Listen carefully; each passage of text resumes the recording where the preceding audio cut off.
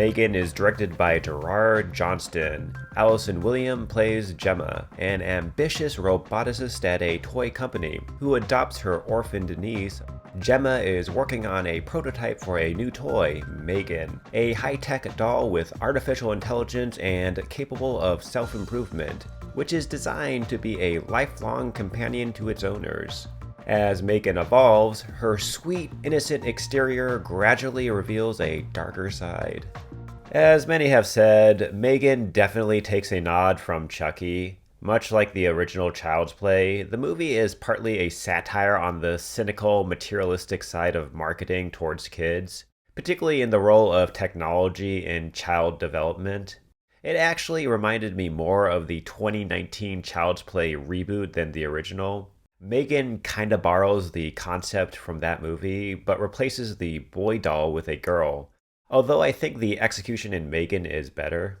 M3GAN is more of a cyborg than a doll, and is used to personify our unhealthy dependency on devices. Frankenstein's DNA is all over this movie too. Gemma is the mad scientist parental figure whose artificial offspring turns against her maker. There is also a RoboCop influence here too, which is another Frankenstein story that satirizes corporate greed and materialism. In this case, the toy company stands for the evil corporation. The movie's satirical elements, as well as some laboratory scenes, also evoke RoboCop.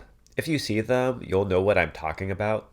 As for M3GAN herself, she might not become as iconic as Chucky, but she effectively skirts the line between human and artificial. Her big anime eyes reminded me of Battle Angel Alita. They looked so lifelike and human, yet also had this unsettling glitch effect that reminded you that, yeah, she's still a robot. Her viral TikTok-esque dance scene featured in the trailer takes up only a brief spot in the movie. The whole scene is creepy and weird, and is when the movie really pushes the limits of its PG-13 rating. The film isn't bloody at all. A lot of the violence happens either off-screen or is quickly edited to only suggest the violence, while not actually showing every gory detail. Some horror fans might not like how the movie pulls back on the gore. For me, the movie works more in its comedic satirical elements than as a straight-up horror movie. I guess that's one of my main criticisms. Because it wants to appeal to a wider audience, it often avoids being too offensive. I just wonder how more extreme it would have been if a director like RoboCop's Paul Verhoeven had directed it. There's also a pretty cool montage scene set to Charlotte Gainsbourg's song Deadly Valentine, which I really liked. I often have this song on my playlist and thought it worked perfectly with the tone and vibe of the whole sequence.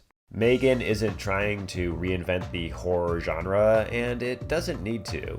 It borrows a lot of its ideas from other movies, but it frames them within an entertaining story that doesn't feel completely shallow like some other horror movies. It's very well made and executed. Its satire often hits home, maybe a little too close to home at times. Whether you're a horror fan or not, I think you'll have fun with this. At the screening I went to, one guy in the theater was constantly laughing, even at the not-so-funny parts.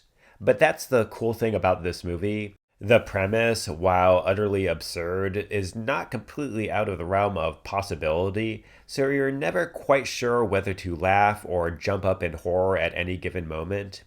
To be honest, I was mostly laughing as well. I like those kinds of movies where the audience reaction is the opposite to what's being presented on screen. Anyway, I hope you enjoyed the video, and if you haven't, please like and subscribe, and I will look forward to seeing you in the next video.